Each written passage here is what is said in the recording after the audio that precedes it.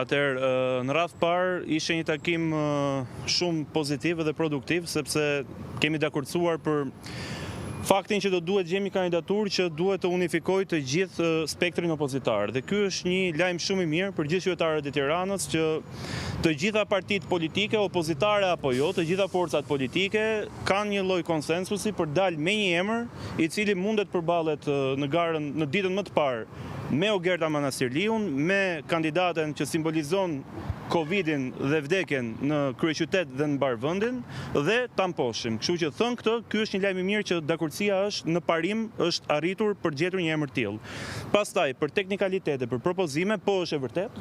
Kemi diskutuar emrat përvetshëm, kemi rakorduar për sa i përket, po e them edhe një herë, profilit që do duhet kemi bashkarisht për një kandidat apo kandidate, duke qenë se mbetet objekti tryezës së diskutimit dhe të negociatave, unë nuk kam ndërmend së bashku me Ilirin që të dalim në emra konkret ditën e sotme. Ne do të shqyrtojmë çdo emër, çdo propozim që vjen me vetmin qëllim maksimalizimin e votave dhe mbështetjes për kandidaturën që do të dalë në emër të opozitës bashkuar. Ka dokordsinë e grupit të negociatorëve të Partisë Demokratike?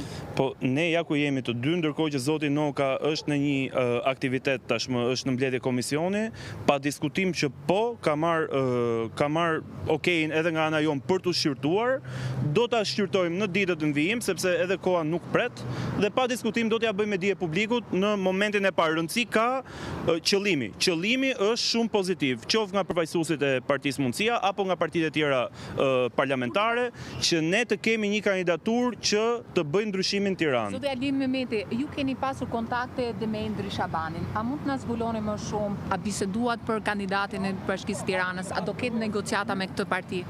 Ne kemi bisedime patjetër, për ja, kujtoj që zoti Shabani është këshilltar Bashkinë e Tiranës, kështu që diskutohet Bashkia e Tiranës është pjesë e rëndësishme që diskutohet nga të gjithë këshilltarët dhe kemi biseda në mënyrë të vazhdueshme që janë një pjesë janë shoqërore, një pjesë janë jashtë këtij aspekti, saqë duket sikur çdo bisedë është automatikisht vetëm për këtë.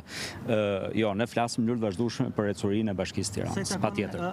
Takimi tuaj që keni pasur me zotin Lapaj, a do të jetë ai pjesë, a do të keni takim shoqëror, siç po them, në mënyrë të vazhdueshme që ne kemi takimet formale janë këtu me partitë përkatëse, patjetër jemi në diskutime, nëse do të formalizohet, këtu do jemi dhe do i formalizojmë. Kto janë takime shoqërore. Ndërsa ju jeni para nesh, Bajram Begaj po shqyrton edhe vakancat për 6 bashki.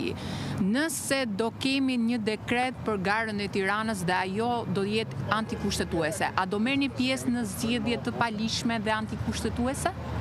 Do e lejojmë patjetër ekspertëve konstitucionalistë e ligjor ta diskutojnë këtë pjesë. Ky grup negociator është për diskutime për gjetjen e një kandidatit për bashkët dhe bashkimin e gjitha forcave opozitare bashkë. Pastaj pjesë tjetër e legislaturës do ketë këtë diskutim. Dhe mbi të gjitha do t'i takoj forumeve të larta të Partisë Demokratike për të patur një vendimarrje të tillë. Sigurisht ne kemi miratuar tashmë në një rezolut të kaluar në vitin 2022 dhe në statutën e Partisë Demokratike që nuk bojkotojmë asnjë proces zgjedhor, por jo vetëm do të jetë objekt diskutimi i forumeve të larta të Partisë Demokratike, por edhe i tryezës së partive aleate për të marrë një vendim final në raport edhe me zgjedhjet e pjesshme në Bashkinë Tiranë. Dhe ta kujtojmë që të përmbyllet procesi i negociatave. Po besoj shumë shpejt, së bashku me Ilirin dhe së bashku me zotin Noka do të jemi në takime intensive edhe 2 ditë në vijim. Besoj brenda 2 ditëve do të kemi një përmbyllje të gjithë takimeve formale, po e themi edhe një herë, për këtë qëllim. Me të gjitha forcat të cilat e konsiderojnë veten